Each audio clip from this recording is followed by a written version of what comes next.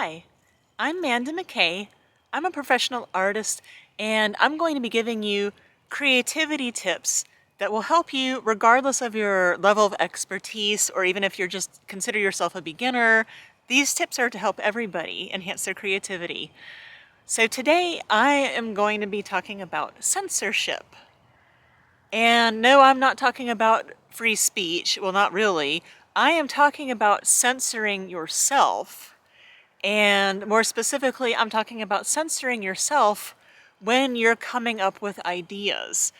I've spoken in earlier videos about the importance of keeping an ideas notebook where you write everything down so that you don't forget anything, and it helps you come up with additional ideas. And I've also had a video that gave you tips about how to actually just generate ideas instead of waiting for inspiration. So I want to talk about an important component of this, and this is when you are in your brainstorming phase to not censor yourself. Now, I don't mean that you would use every single idea that you come up with or tell other people, but when you're just by yourself and you're brainstorming and you're trying to come up with ideas, just go ahead and write them down, no matter how crazy or ridiculous they are. I will tell you that sometimes I have ideas that make me laugh out loud. They seem so stupid, basically, and I write them down anyway because I'm not going to show these to anybody. And sometimes they will lead to a good idea if I just keep going. You definitely don't want to be signaling to your brain that you're stifling yourself, because then your brain is going to react to that and maybe not come up with as many ideas and just start filtering and censoring itself. So just try to be very open-minded and just write down whatever ridiculous ideas come to mind. Remember that practice will help. So in the beginning, you're likely to have probably more ideas that you would consider useless than actually good ideas that you might turn into some kind of a project.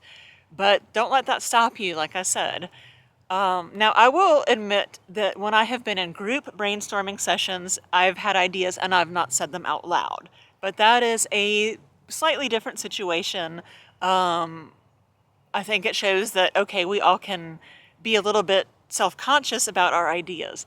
But when you're just keeping them to yourself, just go ahead and do not censor, do not stop the flow of ideas and information that's coming to you.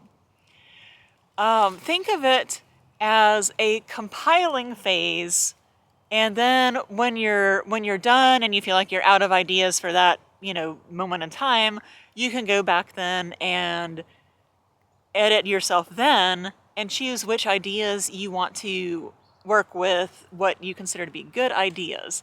I remember reading about some kind of a songbird that would actually, whatever species of bird this is, and if you know, please put in the comments below, because I don't remember, but there was some kind of a songbird that would come up with original songs, like they don't all have the same exact song. And these birds had a compiling phase and then an editing phase. And in the compiling phase, they were just gathering like any from other birds, any kind of notes, maybe things that they heard, like even a car alarm, just whatever. And they would just gather basically all this information, all these ideas that they could come up with. And then when they had compiled, I don't know how they decide what's enough, when they had compiled enough information, then they would move on to their editing phase, where they would take out some of the notes, some of the parts of the song, and then they wind up with whatever they, I don't know how they choose, but somehow they do, and they wind up with their own unique original song. And so I want you to think of it that way, and when you're brainstorming, this is your compiling phase. When you're all done, you can go back and have an editing phase, and you can just kind of glean through and see which are really good ideas, which ones you should pursue farther or further, and which ones you can just laugh about and say, like, okay, well, this was a learning experience, and that wasn't a great idea, but it's helping me practice, and it will help me come up with other ideas in the future. But this is in the early stages of this. This is where people who are kind of new to this tend to give up because they look at what they've, the first few ideas and they're like, oh no, this is awful. And, maybe it is by some standard. But like I said, do not censor yourself early on. Keep going. Just brainstorm and just let yourself write down whatever comes to mind, compile, and you can edit and censor later on.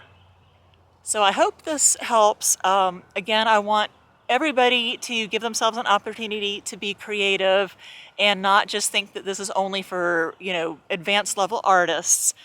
And this is the easiest part to, I think, practice, where you're coming up with ideas and it doesn't rely on your artistic skill at this point for, you're coming up with an idea for a painting. Maybe you don't have a lot of practice at painting, but you can still come up with some ideas that you like at this point and then worry about executing them. So just give yourself a chance. And again, my name is Manda McKay.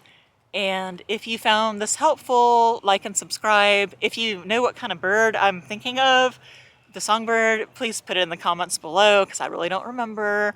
Thank you again for watching.